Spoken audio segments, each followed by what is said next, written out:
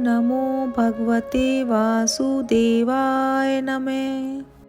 वेदों का अंत नहीं और पुराणों का पार नहीं।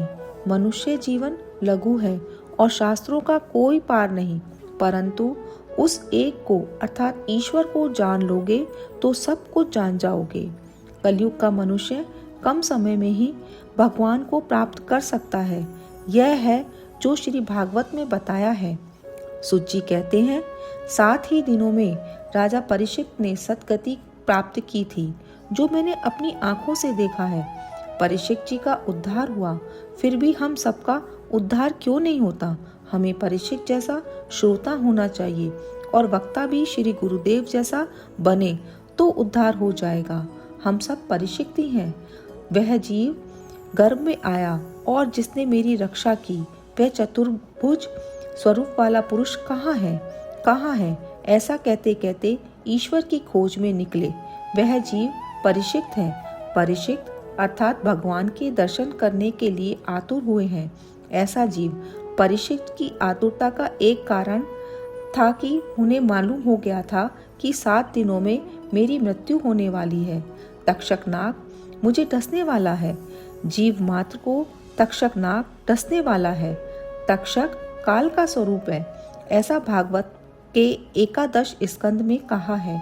काल रूपी तक्षक किसी को नहीं छोड़ता। वह 7वें दिन डसता ही है। सप्ताह के कुल 7 दिन है।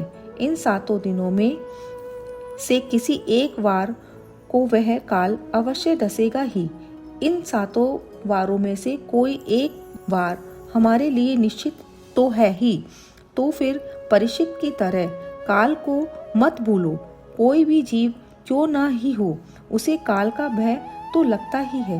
मृत्यु का भय केवल मनुष्य को नहीं, ऐसा नहीं है, ब्रह्मा जी को भी काल का भय लगता है।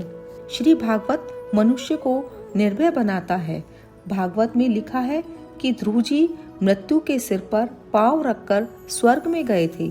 परीक्षित राजा समाप्ति में बोले कि मुझे अब काल का भय नहीं लगता, मुझे काल का भय नहीं लगता। भागवत सुनकर परमात्मा के साथ प्रेम करने पर उसे काल का भय नहीं लगता। जो भागवत का आश्रय लेता है वे निर्भय बनते हैं। लोग मृत्यु को अमंगल मानते हैं, परंतु यह मृत्यु अमंगल नहीं है। मृत्यु परमात्मा की सेवक है, अतः मंगल भी है। ठाकुर जी को लगता है कि मेरा बालक अब योग्य बना है, तो वे मृत्यु को आज्ञा देते हैं कि जीव को पकड़कर ले आओ। जिसे पाप करने का विचार भी नहीं आता, उसका मृत्यु मंगल में होता है। जीवन में मनुष्य मृत्यु का सच्चा भय नहीं रखता, इसी से उसका जीवन भी बिगड़ता है और मरण भी। अंतकाल में मनुष्य को जो घबराहट होती है वह काल के डर से नहीं, किंतु अपने किए हुए पापों को याद से होती है। पाप करते समय तो मनुष्य डरता नहीं, डरता है जब कि पाप की सजा भुगतने का समय आता है।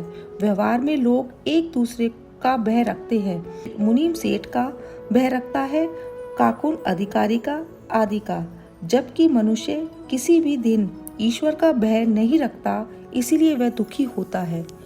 हरे कृष्णा।